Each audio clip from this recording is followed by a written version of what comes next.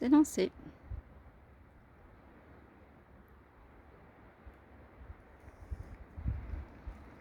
Alors les jeunes, vous voyez, quand on se retrouve dans un paysage comme ça, on peut se poser deux questions.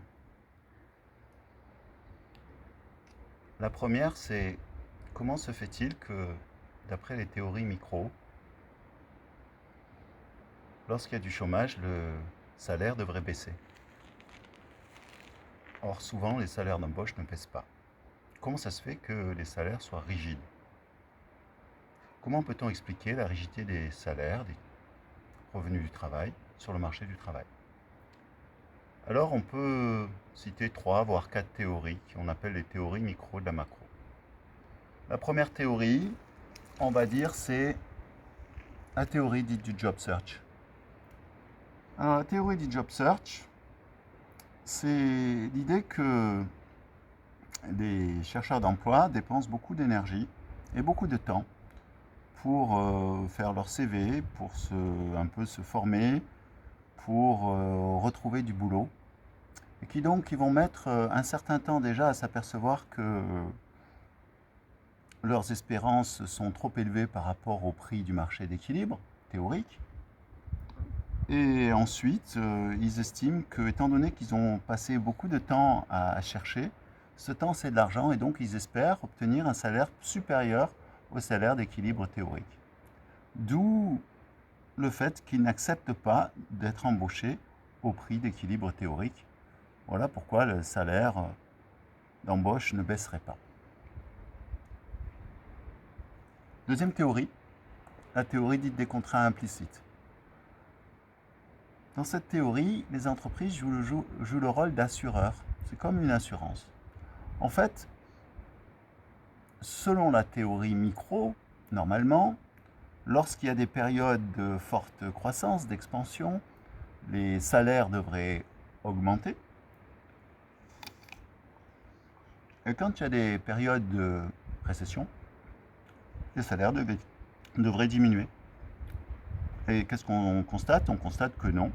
En fait, les salaires sont relativement stables, les salaires d'embauche sont relativement stables. Et pourquoi nous dit la théorie des contrats implicites? C'est tout simple. L'entreprise joue le rôle d'assurance et le salarié accepte en période d'expansion de ne pas réclamer une augmentation de salaire à condition que lorsque la conjoncture est défavorable, le patron ne diminue pas son salaire d'embauche. Et voilà, c'est ce qu'on appelle la théorie des contrats implicites. Troisième théorie, la théorie insiders-outsiders.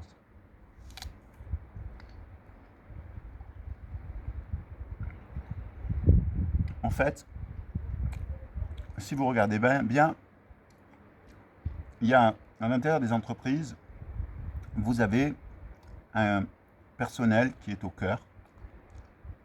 Cette théorie d'ailleurs se rapproche de la théorie du marché du travail, de la dualité, de la segmentation du marché du travail de Michael Pior en 1971. Donc dans la théorie insiders-outsiders, ce sont les travailleurs anciens qui ont de l'ancienneté, qui sont syndiqués, qui vont genre des dockers, genre des pilotes d'avion chez Air France, qui vont faire pression sur la direction pour qu'on n'embauche pas de nouveaux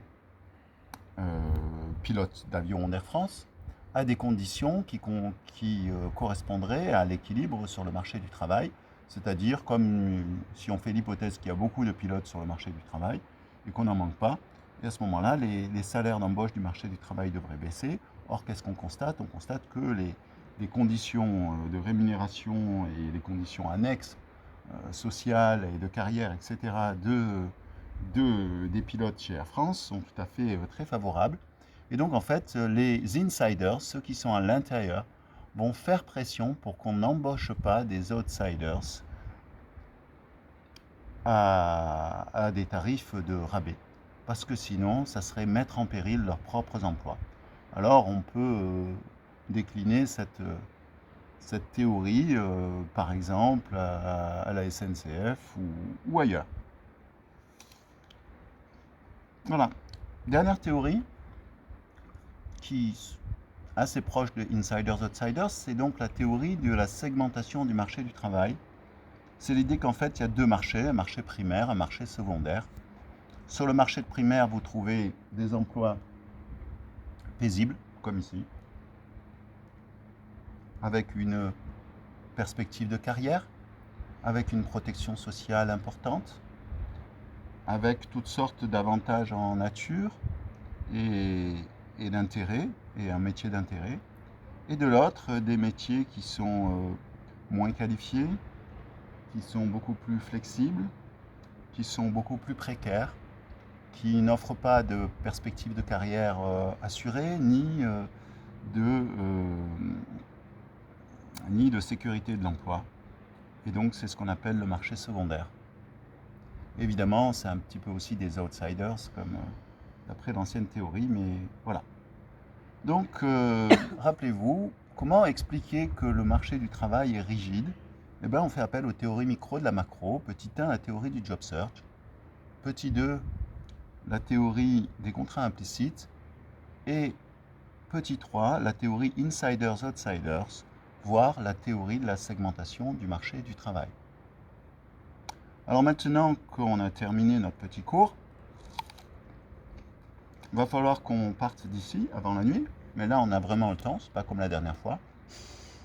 Donc soit on part par en bas,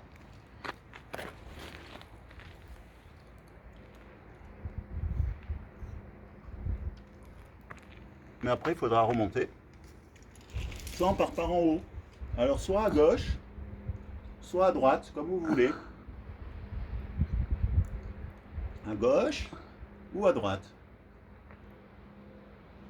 Bon, on va voir. On va jouer à pile ou face. Et quant à nous, je disais que, eh ben, on peut se poser deux questions. La première, c'était pourquoi les salaires sont-ils rigides?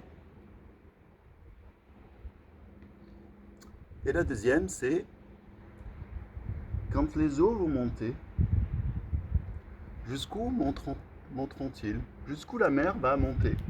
Parce que c'est vrai qu'il y a des millions d'années, elle était assez haute, comme en témoignent toutes ces galets.